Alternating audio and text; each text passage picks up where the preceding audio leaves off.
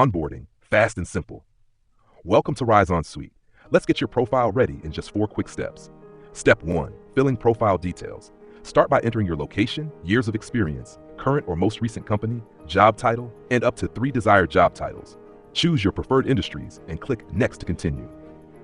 Step 2, personalization. Upload your resume by dragging and dropping a file or enter a summary manually. Need help?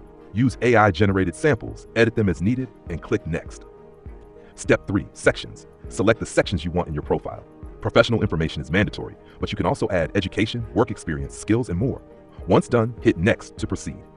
Step 4, design. Customize the look of your profile by choosing a font style and color.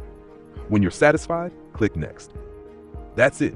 A quick loader appears, and you're ready to explore RiseON Studio. Now let's walk through the key features of RiseON Studio. 1. Explore the header.